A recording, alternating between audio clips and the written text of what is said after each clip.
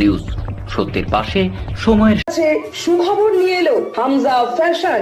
Hamza fashion, এখানে আপনি পাবেন মহিলাদের জন্য অত্যাধুনিক সাজ পোশাক, আছে কুর্তি, লেহেঙ্গা, শাড়ি, স্যুট, নকাব ইত্যাদি। আমাদের ঠিকানা Asansol GT road, Eastern Railway high স্কুলের বিপরীতে। তাহলে আর দেরি কেন, এবার পুজোতে আপনারা সবাই চলে আসুন হামজা ফ্যাশনে।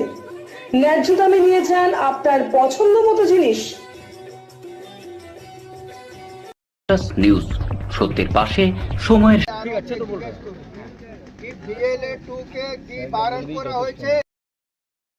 এবার আসানসোলের চেলিডাঙ্গায় এসআইআর এর শুনানি কেন্দ্রে দুই রাজনৈতিক দলের মধ্যে উত্তেজনা হবার পর পুলিশ প্রশাসন সোমবার বার্নপুরে শুনানি গ্রহণ কেন্দ্রে পুনরায় উত্তেজনার সৃষ্টি হয়।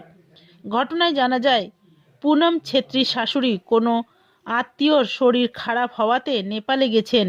এদিকে শুনানির নোটিশ পাওয়াতে নির্বাচন কমিশন তাকে সশরীরে হাজির হতে নির্দেশ দিয়েছেন। পুনম ছেত্রী সব তথ্য দিলেও গ্রহণযোগ্য নয় বলে জানিয়েছেন নির্বাচন কমিশন। খবর পেয়ে কাউন্সিলর অশোক রুদ্র ঘটনাস্থলে আসেন। তিনি জানান, বিজেপির কথায় নির্বাচন কমিশন বৈধ ভোটারদের নাম বাদ দিচ্ছে।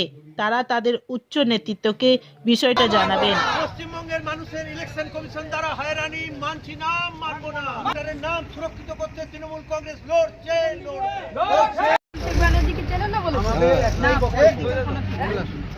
ওইভাবে কথা হবে না।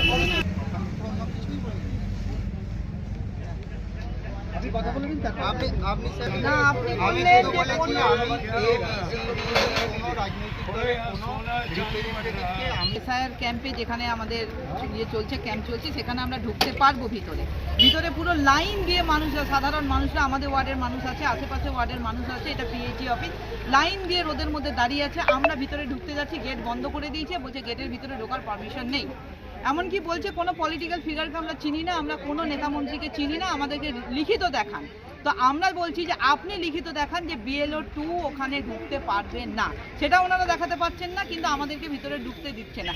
এক ফোঁটা জলের ব্যবস্থা নেই, যে ভিতরে মানুষরা লাইন দিয়ে, রোদের মধ্যে লাইন দিয়ে দাঁড়িয়ে আছে। নিউজ সত্যের পাশে সময়ের গ্রিন আসানসোল, ক্লিন আসানসোল। আপনাদের শহর আসানসোলকে রাখুন সবুজ ও সতেজ, আর থাকুন নিউজ সত্যের পাশে সময়ের। আপনারা জানেন এসআইআর এর শুনানি চলছে, ঠিক আছে, লজিক্যাল ডিসক্রিপেন্সি বা অন্য কোনো কারণে শুনানি চলছে। তো সেখানে প্রচুর মানুষ আসছেন, এখানে একাধিক ওয়ার্ডের এই পিএইচি সেন্টারে শুনানি চলছে। এবং আমাদের দলের, আমাদের সর্বভারতীয় সাধারণ সম্পাদক মাননীয় অভিষেক বন্দ্যোপাধ্যায়ের যা নির্দেশ এবং আইনে যে প্রাবধান আছে, তাতে BLO 2 হিসেবে যারা নথিভুক্ত আছেন প্রত্যেকে ওই সহায়তা কেন্দ্রে থাকতে পারবেন।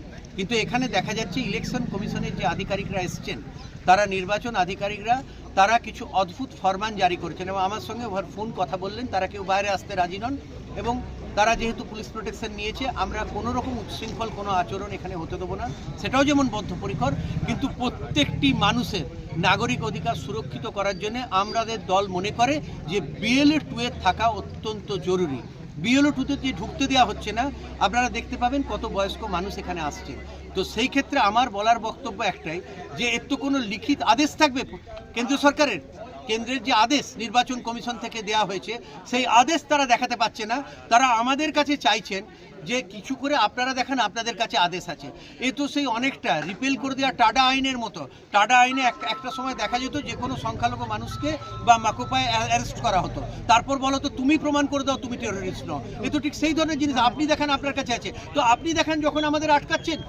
এবং দ্বিতীয়, এই দেখুন এখনই একজন বয়স্ক ভদ্রমহিলা এলেন, এই বয়স্ক লোকেদের ন্যূনতম যেটুকু মানে একজন মানুষের সুবিধা দরকার, একটু জল, গ্লাস অফ ড্রিঙ্কিং ওয়াটার, সেটারও ব্যবস্থা ওনারা করে রাখেননি এবং আমাদের সেটা করতে থেকে বাধা দেওয়া হচ্ছে বারবার। এবং আপনি দেখতে পাচ্ছেন, বলছি এই রাস্তায় কোথাও রাজনৈতিক দলের নিউজ সত্যের পাশে সময়ের।